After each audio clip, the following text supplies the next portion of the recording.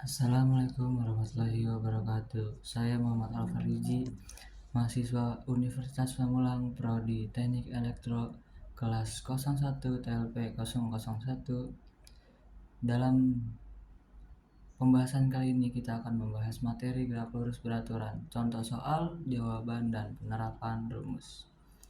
Pendahuluan. Analisis materi gerak lurus beraturan atau GLB merupakan konsep dasar dalam fisika yang menggambarkan gerakan objek dengan kecepatan tetap. Pemahaman yang baik tentang GLB sangat penting untuk mempelajari konsep fisika yang lebih kompleks. Pada presentasi ini kita akan membahas contoh soal, jawaban, dan penerapan rumus GLB. Next. Definisi gerak lurus beraturan. Gerak lurus beraturan adalah gerakan objek yang terjadi dalam garis lurus dengan kecepatan yang tetap. Dalam gerak lurus beraturan atau GLB, tidak ada percepatan, sehingga objek bergerak dengan jarak yang sama dalam waktu yang sama. Ini adalah dasar untuk memahami konsep gerakan lainnya. Next. Adapun rumus gerak lurus beraturan. Rumus yang digunakan dalam GLB adalah S sama dengan V kali T, di mana S adalah jarak, V adalah kecepatan, dan T adalah waktu. Dari rumus ini, kalau kita ingin mencari V, berarti kita tinggal T dibagi S atau S dibagi T. Begitupun untuk mencari T, tinggal S dibagi V. Bisa kayak gitu, oke? Nah, rumus ini membantu kita menghitung jarak yang ditempuh oleh objek dalam waktu tertentu dengan kecepatan yang konstan. Nah, di sini ada contoh soal.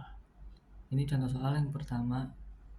Ada sebuah mobil bergerak dengan kecepatan 60 km per jam. Hitunglah jarak yang ditempuh mobil dalam waktu 2 jam. Gunakan rumus S sama dengan V kali T untuk mencari jawabannya. Ini adalah contoh penerapan rumus dalam situasi nyata. Oke. Kecepatan 60 km per jam. Artinya 1 jam bisa menempuh jarak sejauh 60 km. Nah, di sini waktunya adalah 2 jam. Kita ke penyelesaian.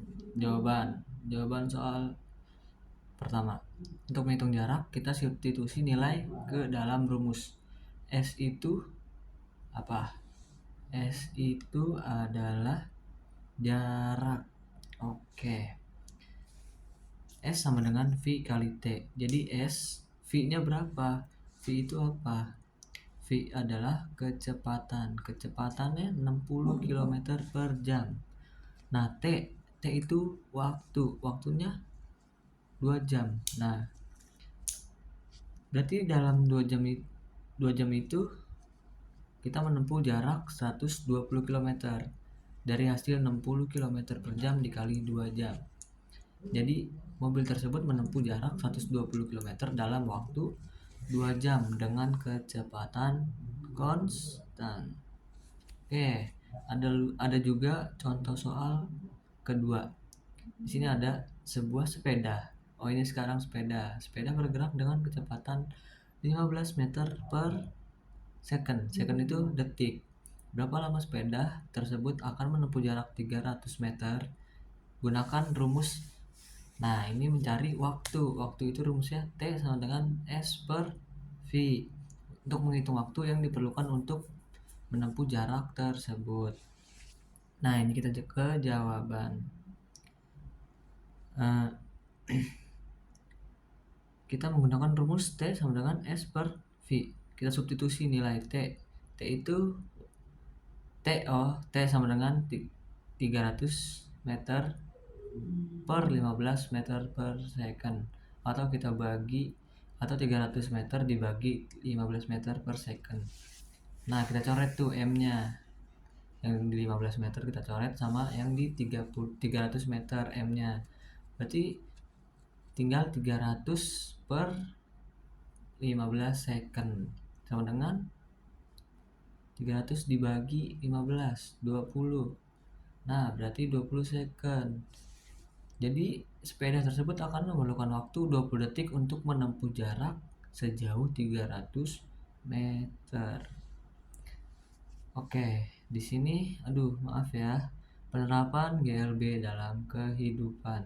GLB dapat diterapkan dalam banyak aspek kehidupan sehari-hari, seperti dalam transportasi dan perencanaan perjalanan.